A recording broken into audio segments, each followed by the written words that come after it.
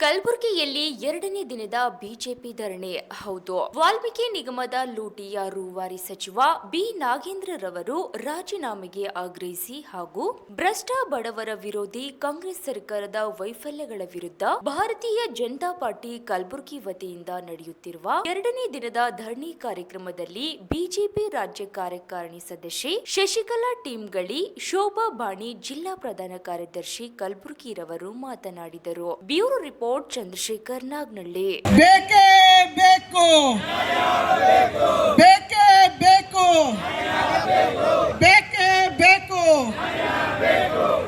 ಎಲ್ಲಿವರೆಗೆ ಹೋರಾಟ, ಎಲ್ಲಿವರೆಗೆ ಹೋರಾಟ, ಯಾತಕ್ಕಾಗಿ ಹೋರಾಟ, ಯಾತಕ್ಕಾಗಿ ಹೋರಾಟ, ಕೈ ನಸವನ್ನು ಮಾಡುತ್ತೇವೆ, ಹೋರಾಟವನ್ನು ಮಾಡುತ್ತೇವೆ. ಲೆಕ್ಕ ಕೊಡಿ, ಲೆಕ್ಕ ಕೊಡಿ, ಲೆಕ್ಕ ಕೊಡಿ, ಲೆಕ್ಕ ಕೊಡಿ. ಹಗರಣಗಳ ಆರೋಪಕ್ಕೆ ಉತ್ತರಕ್ಕೆ ಲೆಕ್ಕ ಕೊಡಿ, ಹಗರಣಗಳ ಆರೋಪಕ್ಕೆ ಉತ್ತರ ಕೊಡಿ. ಬಂಧುಗಳೇ, ನಾವೆಲ್ಲರೂ ಹೇಳ್ತಾ ಇದ್ದೀವಿ, ಬಿ ನಾಗೇಂದ್ರ ಅವರು ಸಚಿವ ಸ್ಥಾನಕ್ಕೆ ರಾಜೀನಾಮೆ ಕೊಡಬೇಕು. ಕಾಂಗ್ರೆಸ್ನಲ್ಲಿ ಸಚಿವ ಸ್ಥಾನ ಯಾವ ಥರ ಕೊಡ್ತಾರ ಅಂತ ಅನ್ನೋದು ಎಲ್ಲರೂ ಹೇಳ್ಯಾರ. ಹೆಂಗೆ ಕೊಡ್ತಾರೆ ಸಚಿವ ಸ್ಥಾನ? ಅವರ ಯೋಗ್ಯತೆ ಮ್ಯಾಗ ಸಚಿವ ಸ್ಥಾನ ಸಿಗಲ್ಲ. ಹೆಂಗೆ ಸಿಗ್ತದೆ? ಮೊದಲನೇದಾಗಿ ಕಾಂಗ್ರೆಸ್ನಲ್ಲಿ ಸಚಿವ ಸ್ಥಾನ ಕೊಡಬೇಕಾಗಿದ್ದು ಒಂದನೇ ಮಾನದಂಡ ಏನು? ಕುಟುಂಬ ರಾಜಕಾರಣ. ಏನು ಹೇಳಿ ಜೋರಾಗಿ ಹೇಳ್ರಿ, ಹಸು ಊಟ ಆಗದಲ್ಲ ಎಲ್ಲರದು. ಒಂದನೇ ಮಾನದಂಡ, ಒಂದನೇ ಮಾನದಂಡ ಕುಟುಂಬ ರಾಜಕಾರಣ. ಎರಡನೇ ಮಾನದಂಡ ಪೇಮೆಂಟ್ ಸೀಟ್, ಪೇಮೆಂಟ್ ಸೀಟ್. ಎರಡನೇ ಮಾನದಂಡ, ಎರಡನೇ ಮಾನದಂಡ ಪೇಮೆಂಟ್ ಸೀಟ್.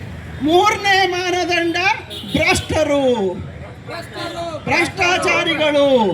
ಮೂರನೇ ಮಾನದಂಡ ಭ್ರಷ್ಟಾಚಾರಿಗಳು. ನಾಲ್ಕನೇ ಮಾನದಂಡ ಅತಿ ಭ್ರಷ್ಟಾಚಾರಿಗಳು. ಭ್ರಷ್ಟಾಚಾರದಲ್ಲೇ ಅತಿ ಭ್ರಷ್ಟಾಚಾರಿಗಳು. ಈ ಥರ 4 ಮಾನದಂಡ ಇದೆ. ಅದರಲ್ಲಿ ಯಾವುದೇ ಮೆರಿಟ್ ಏಜ್ ಇಲ್ಲ, ಏನಿಲ್ಲ, ಮೆರಿಟ್ ಇಲ್ಲ, ಏಜ್ ಇಲ್ಲ. ಅನೇಕ ಒಳ್ಳೆಯವರು ಇದ್ದಾರೆ ಕಾಂಗ್ರೆಸ್ನಲ್ಲಿ, ಒಳ್ಳೆಯವರು ಇಲ್ಲ ಅಂತಲ್ಲ, ಅನೇಕರಿದ್ದಾರೆ ಒಳ್ಳೆಯವರು. ಆದರೆ ಅವ್ರಿಗೆ ಈಗ ನಮ್ಮ ಆಳಂದ ಬಿ ಆರ್ ಪಾಟೀಲ್ ತೋರಿ ಅವ್ರಿಗೇನು ಏಜ್ ಇಲ್ಲ, ಮೆರಿಟ್ ಇಲ್ಲ, ಏನಿಲ್ಲ. ಅವ್ರಿಗೆ 7 ಸಲ ಆರಿಸಿ ಬಂದಿದ್ದಾರೆ. ಆರ್ ವಿ ದೇಶಪಾಂಡೆ ಅವ್ರಿಗೆ ಏಜ್ ಇಲ್ಲ, ಮೆರಿಟ್ ಇಲ್ಲ. ದಿನೇಶ್ ಗುಂಡೂರಾವ್ ಅವ್ರಿಗೆ ಏನಿಲ್ಲ. ಈ ಥರ ಉದಾಹರಣೆ ಕೊಟ್ಕೋತ ಹೋದರೆ ಕಾಂಗ್ರೆಸ್ನಲ್ಲಿ ಕೂಡ ಒಳ್ಳೆಯವರಿದ್ದಾರೆ. ಆದರೆ ಕಾಂಗ್ರೆಸ್ನಲ್ಲಿ ಸಚಿವ ಸ್ಥಾನ ಕೊಡ್ತಕ್ಕಂಥ ಮಾನದಂಡ ಏನದ, ಅದ್ರಾಗ ಅವರು ಕೂಡಲ್ಲಾಗ್ಯಾರ. ನಮ್ಮ ಜೇವರ್ಗಿನೂ ಹೋಗಿ ರಾಜಕಾರಣ, ಇದು ಕುಟುಂಬ ರಾಜಕಾರಣದಾಗ ಬರ್ತಿದ್ರು. ಇವತ್ತು ಅವ್ರು ದಿವಂಗತ ಧರ್ಮಸಿಂಗ್ ಸಾಹೇಬ್ರು ಇಲ್ಲ ಅನ್ನೋ ಕಾರಣಕ್ಕೆ ನಮ್ಮ ಜೇವರ್ಗಿ ಕಾಂಗ್ರೆಸ್ನವ್ರು ಹೇಳ್ತಾ ಇದ್ದಾರೆ, ನಮ್ಮದು ಪೇಮೆಂಟ್ ಸೀಟ್ ಆಗ್ಯದ್ರಿ. ಏನಾಗ್ಯದ? ಪೇಮೆಂಟ್ ಸೀಟ್ ಆಗ್ಯದ್ರಿ. ಪೇಮೆಂಟ್ ಶೀಟ್ನಲ್ಲಿ ಉದಾಹರಣೆ ಯಾರ್ಯಾರು ತೊಗೊಂಡಾರೆ? ಇದು ಕುಟುಂಬ ರಾಜಕಾರಣದಲ್ಲಿ ಯಾರ್ಯಾರಿಗೆ ಯಾವ್ಯಾವ ಸ್ಥಾನ, ಸಚಿವ ಸ್ಥಾನ ಸಿಕ್ಕದತ್ತು ಒಂದೆರಡು ಉದಾಹರಣೆ ಹೇಳ್ಬೋದಾ? ಹೇಳ್ಬೋದಾ? ಜೋರಾಗಿ ಹೇಳ್ರಿ.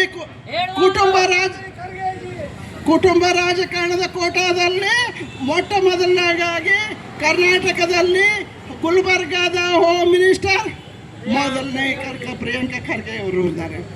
ಎರಡನೇದಾಗಿ ಕುಟುಂಬ ರಾಜಕಾರಣದಲ್ಲಿ ಯತೀಂದ್ರ ಅವರು ಮೈಸೂರಲ್ಲಿ ಉಸ್ತುವಾರಿ ಮಂತ್ರಿಗಳಾಗಿದ್ದಾರೆ.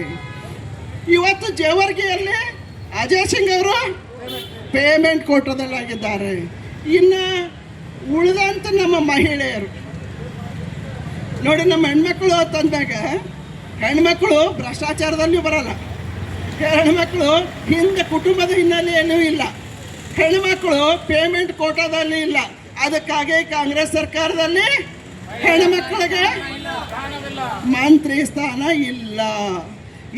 ಭಾರತೀಯ ಜನತಾ ಪಕ್ಷದ ವತಿಯಿಂದ ನಾವು ಈ ಒಂದು ಧರಣಿಯನ್ನು ಹಮ್ಮಿಕೊಂಡಿದ್ದು, ಈ ವೇದಿಕೆ ಮೇಲಿರುವಂಥ ಜಿಲ್ಲೆಯ ಅಧ್ಯಕ್ಷರು ಮತ್ತು ಜಿಲ್ಲೆಯ ಪ್ರಧಾನ ಕಾರ್ಯದರ್ಶಿಗಳು ಹಾಗೂ ಮಂಡಲದ ಅಧ್ಯಕ್ಷರು ಮತ್ತು ಮಂಡಲದ ಪ್ರಧಾನ ಕಾರ್ಯದರ್ಶಿಗಳು, ಇವತ್ತು ವಿಶೇಷವಾಗಿ ಚಿತ್ತಾಪುರ ಮಂಡಲದಿಂದ ಬಂದಂಥ ಎಲ್ಲ ಭಾರತೀಯ ಜನತಾ ಪಕ್ಷದ ಕಾರ್ಯಕರ್ತ ಬಂಧುಗಳೇ, ಸೋದರರೇ ಮತ್ತು ಸೋದರಿಯರೇ,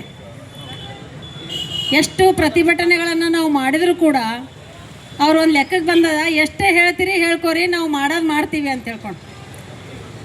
ಇವತ್ತು ಸಾಕಾಗಷ್ಟು ವಿಷಯಗಳನ್ನು ಚರ್ಚೆ ಆಗ್ಯಾವ ಇಲ್ಲಿ ತನಕ.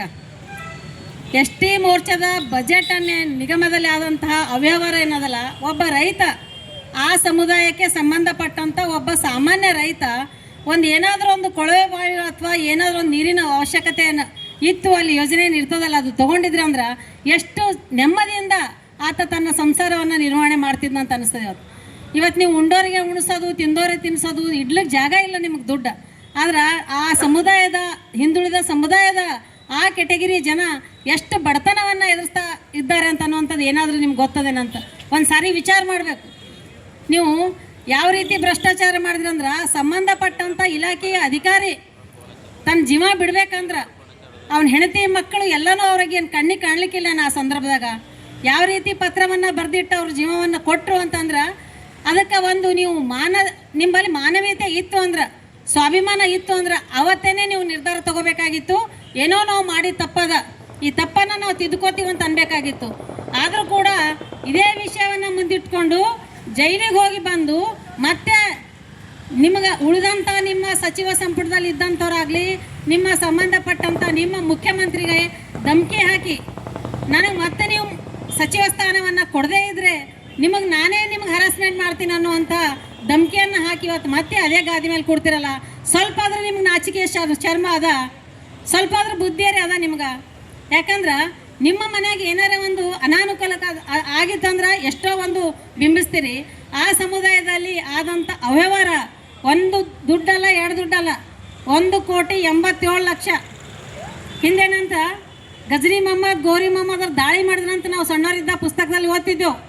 ಅವ್ರು ಎಷ್ಟು ಸಾರಿ ದಾಳಿ ಮಾಡಿದ್ದಾರೆ? ಅವರು 17 ಸಾರಿ ದಾಳಿ ಮಾಡಿದ್ರಂತ ಓದ್ತೀವಿ ನಾವು.